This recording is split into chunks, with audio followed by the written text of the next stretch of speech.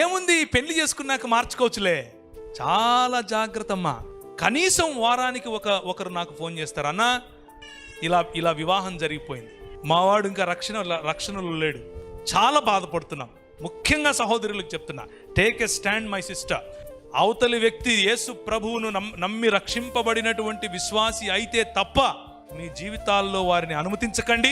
మీ పెద్దల ప్రెషర్ అయినా సరే, మీ కులం యొక్క ప్రెషర్ అయినా సరే వారితో మాట్లాడండి, కానీ ఇలాంటి దేవుని వాక్య విరోధమైనటువంటి వాటిని మీ జీవితంలో అనుమతించకండి. Same thing with young boys, యవనులు.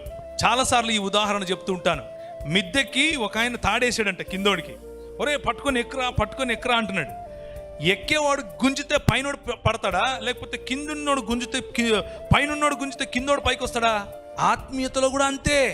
నీ స్థాయి ఏంటి? ఇశ్రాయేలు, నీ భాగ్యం ఎంత గొప్పది, యెహోవా రక్షించిన నీ జీవితం ఎంత గొప్పది.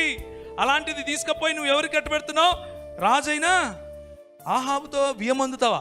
యువర్ బిజినెస్ పార్ట్నర్షిప్ ఎవరితో ఉంది? మీరు ఎవరితో వియ్యమందుతున్నారు? మీ ఇచ్చిపుచ్చుకోవడాలు ఎవరితో ఉన్నాయి? నేను లోకంలో మీరు ఉండకండి అని చెప్పట్లేదు, లోకంలో మీ సంబంధం ఉండకూడదని చెప్పట్లేదు, మీ బంధుమిత్రులతో మీ సంబంధం ఉండకూడదని చెప్పట్లేదు.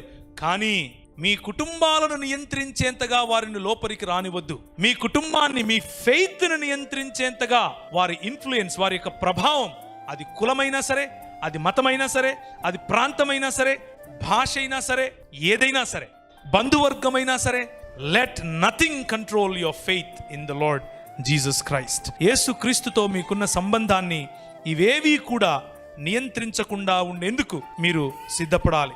దాన్నే పరిపక్వత అని అంటారు. ఇశ్రాయేలు రాజు యెహోవా యుద్ధ విచారణ చేయుటకు ఇమ్లా కుమారుడైన మికాయా అను ఒకడు ఇచ్చట ఉన్నాడు. అయితే అతడు నన్ను గూర్చి మేలు ప్రవచింపక నిత్యము కీడునే ప్రవచించుచున్నాడు. వాక్యం చెప్తే ఈయనకేమనిపిస్తుంది? కీడు వినిపిస్తుంది. వాక్యం చెప్తే ఏమి వినిపిస్తుంది? కీడు వినిపిస్తుంది. ఎవరికి? రాజు అయినటువంటి ఆహాబుకు. శిష్యులకు వాక్యం చెప్తే ఏమనిపిస్తుంది? సరి చేసుకోవాలనిపిస్తుంది. ప్రోత్సహింపబడతారు, కట్టబడతారు, ప్రభువులో బలమొందుతారు.